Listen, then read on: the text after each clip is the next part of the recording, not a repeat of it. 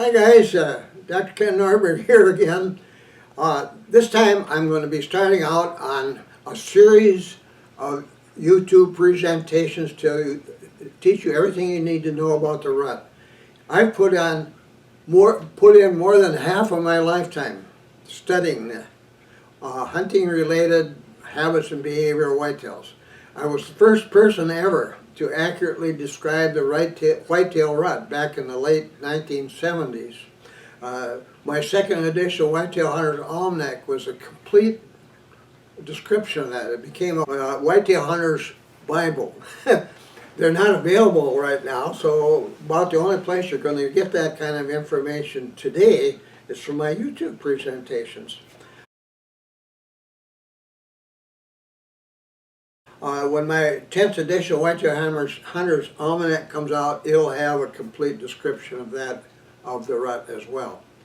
And more, because whitetails keep changing. They're a little different, well, in some ways they're very different than they were back in the 1970s and 1980s.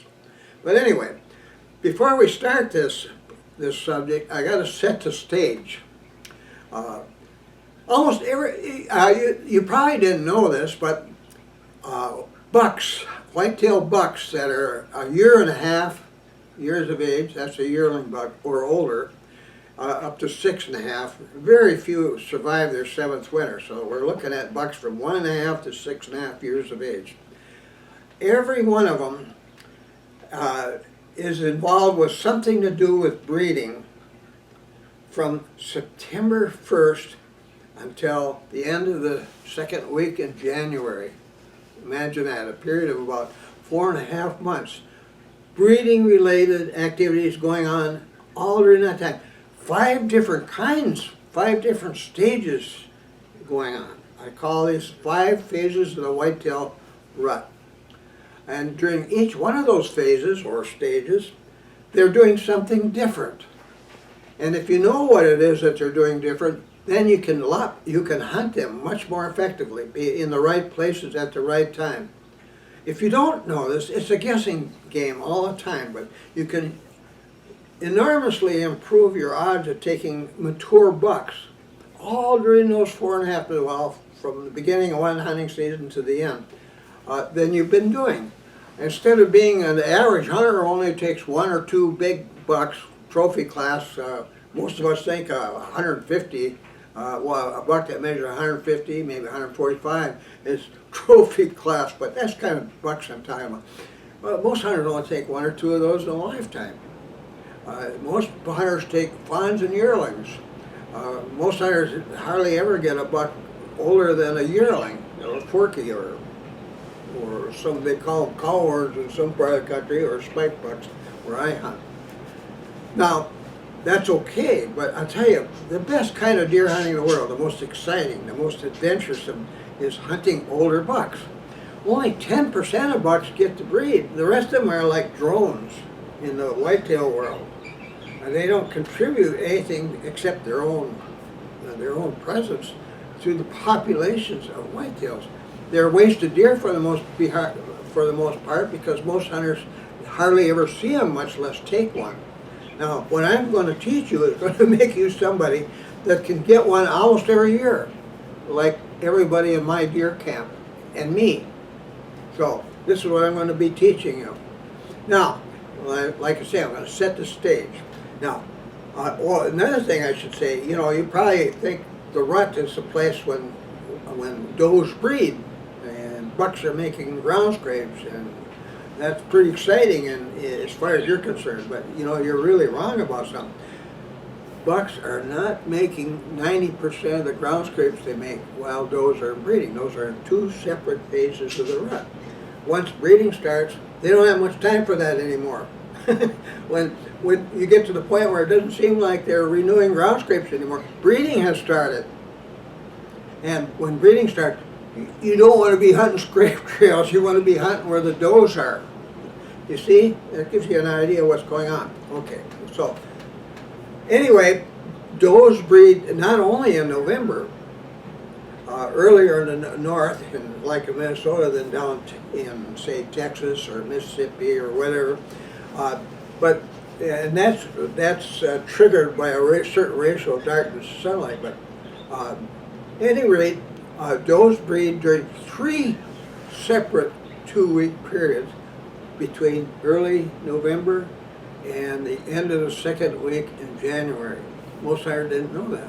Breeding is not over when it's over in November. 2 weeks later, there's another breeding phase, and 2 weeks after that, another breeding phase is going on.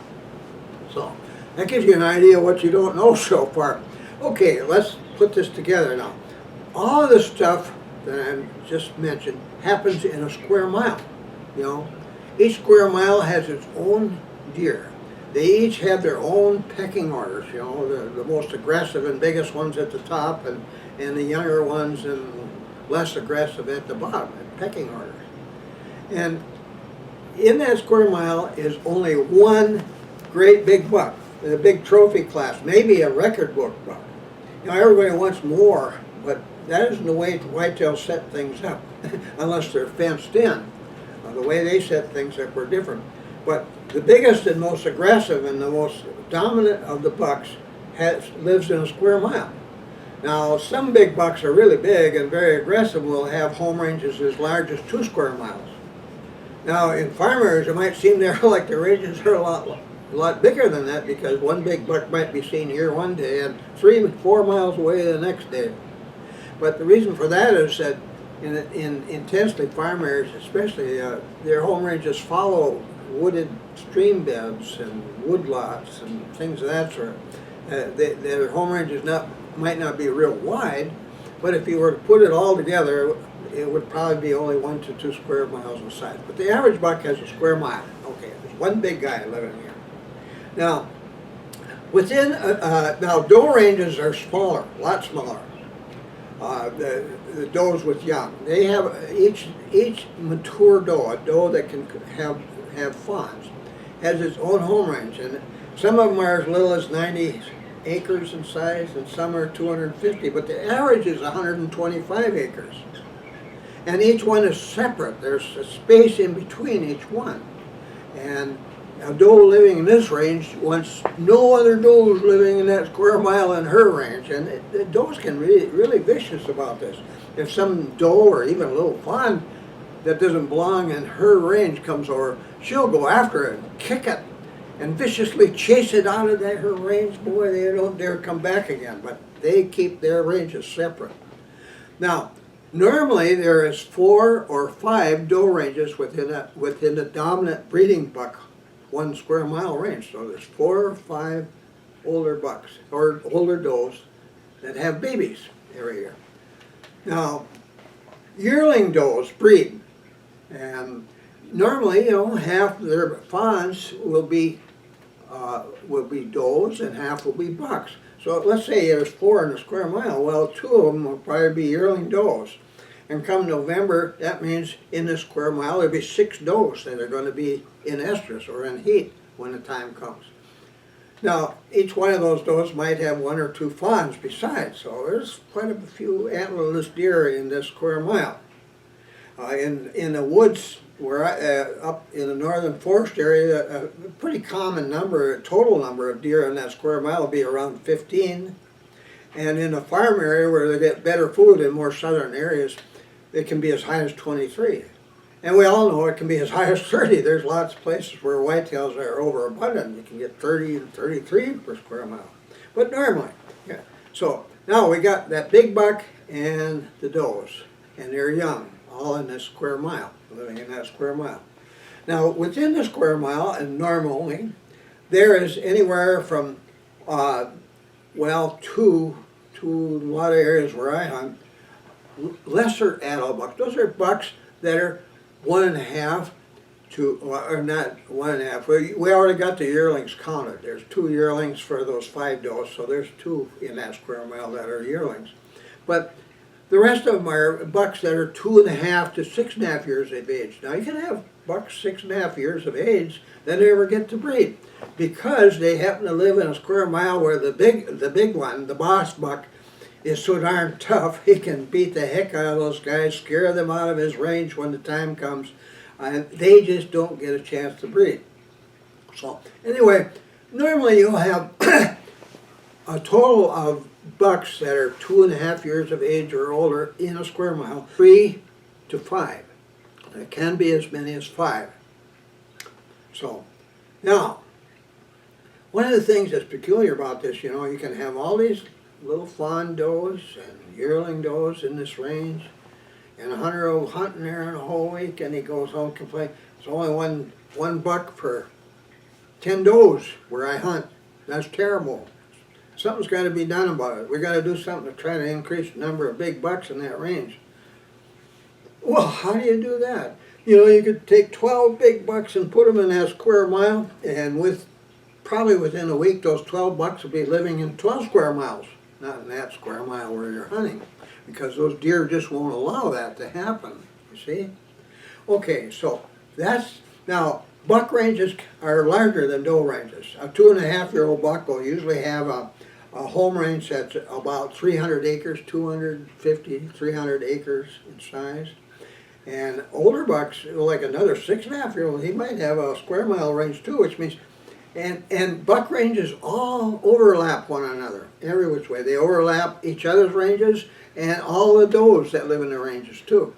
Now the does are really fussy about keeping other does out of their ranges, but bucks can walk through and they can bed in part of the doe range, and the does don't mind that one bit. They're free to go wherever they want in there.